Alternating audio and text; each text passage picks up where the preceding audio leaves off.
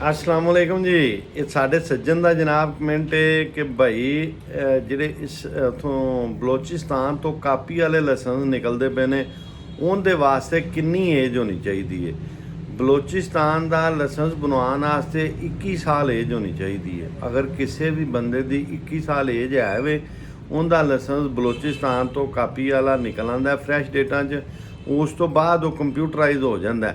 ਕੰਪਿਊਟਰਾਈਜੇਸ਼ਨ ਵਾਸਤੇ ਉਹਨਾਂ ਨੂੰ ਬਾਇਓਮੈਟ੍ਰਿਕ ਕੋਇਟੇ ਵੀ ਜਾ ਕੇ ਕਰਨਾ ਪੈਂਦਾ। ਕੁਛ ਕਈ ਦਫਾ ਵਿੱਚੋਂ ਐਸੀ ਸੂਰਤ ਹਾਲ ਬਣਦੀ ਹੈ ਕੋਈ ਇਜਾਜ਼ਤ ਮਿਲ ਜੇ ਤੇ ਇਸਲਾਮਾਬਾਦ ਹੋ ਜਾਂਦਾ, ਨਹੀਂ ਤੇ 90% ਉਹਨਾਂ ਨੂੰ ਇੱਕ ਦਫਾ ਕੋਇਟੇ ਜਾਣਾ ਹੀ ਪੈਂਦਾ ਹੈ। ਅਗਰ ਫਰਜ਼ ਕਰੋ ਹੁਣ ਹਾਲਾਤ ਖਰਾਬ ਨੇ, ਹੁਣ ਨਹੀਂ ਜਾ ਸਕਦੇ, ਫਿਰ ਕਿਸੇ ਵੇਲੇ ਜਾ ਕੇ ਕਰਾ ਲੈਣ। ਲੇਕਿਨ ਉਹਨਾਂ ਦਾ ਅਗਰ ਕਾਪੀ ਵਾਲਾ ਲਾਇਸੈਂਸ ਬਣ ਜਾਏਗਾ ਤੇ ਉਹ ਦੁਬਾਰਾ ਕੰਪਿਊਟਰਾਈਜ਼ ਹੋ ਸਕਦਾ ਹੈ। ਬਲੋਚਿਸਤਾਨ ਦਾ ਬਣਿਆ ਲਾਇਸੈਂਸ ਹੈ ਜਿਹੜੇ ਪੰਜਾਬ ਦੇ ਨੇ ਉਹ ਨਹੀਂ ਹੁੰਦੇ ਪਏ। ਇਹ ਆਪਾਂ ਬਲੋਚਿਸਤਾਨ ਵਾਲੇ ਲਾਇਸੈਂਸਾਂ ਦੀ ਗੱਲ ਕਰਨੇ ਪਏ ਹਾਂ। ਮਿਹਰਬਾਨੀ, ਸ਼ੁਕਰੀਆ।